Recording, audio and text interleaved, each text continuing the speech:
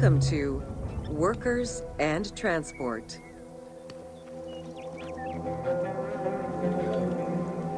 Whether workers were employed for the pyramid construction or at the quarries, the government supplied food and housing.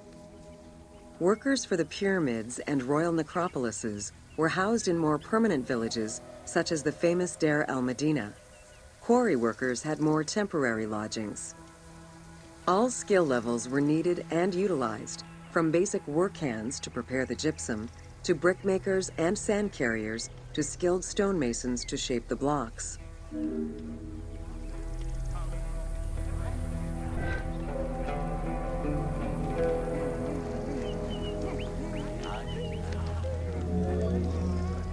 Skilled architects and engineers were employed year-round, while support labor were often farmers who worked on the quarries or construction during the Nile's flood season.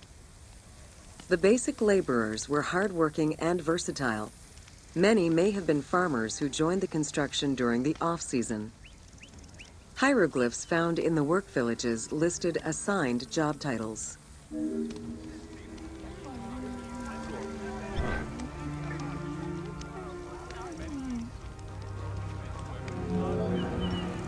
Archaeological research shows that no food was stored or prepared on site, but instead workers received abundant rations of bread, beer, and meat.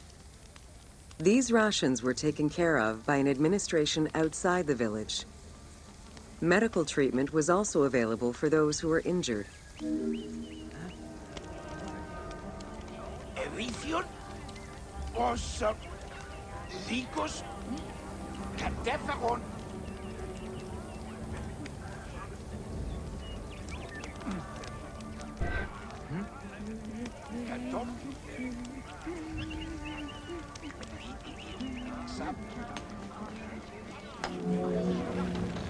While some quarries were close to the Nile, others were located across the desert and required long expeditions. These expeditions were sanctioned by the state.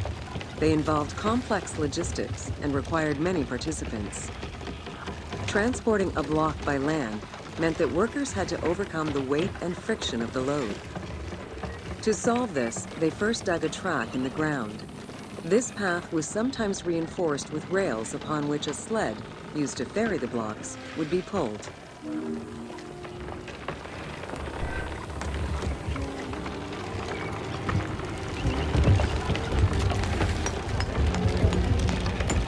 Whenever possible, blocks were toppled from a higher elevation onto the sled. Workers then poured water onto the clay at the front of the sled, creating a slick surface to more easily move the load. It wasn't until the New Kingdom that animals were used to tow the burden.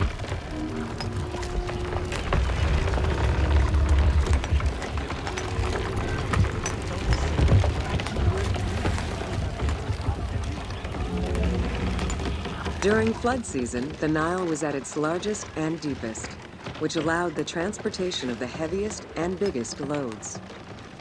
Quarries close to the river had troughs dug out to deliver the stones to the shoreline. Harbors and wharfs situated at the river's edge allowed the transfer of materials and supplies. Harbor warehouses accommodated additional stocks of stone so that they were available for the winter sailing season.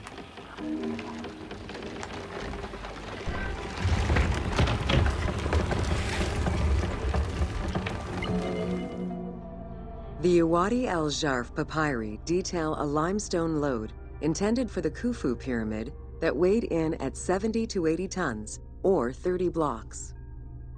One papyrus is a fragment from a foreman's notes taken while working on the Great Pyramid. It details the transportation of limestone blocks from the Tura quarries to the construction site of the pyramid. The other papyri are shipping logs containing archives of the sailors assigned to sail the Red Sea and the Nile.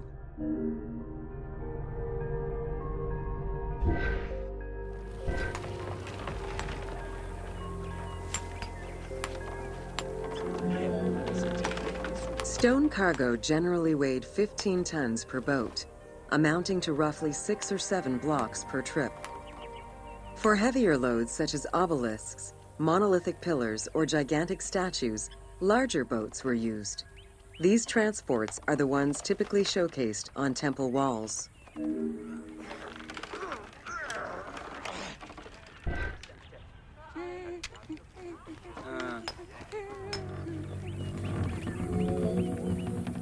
River transportation was the most efficient way to ferry stone blocks between the quarry and the construction site. Blocks were transported by flotillas of several types of boats.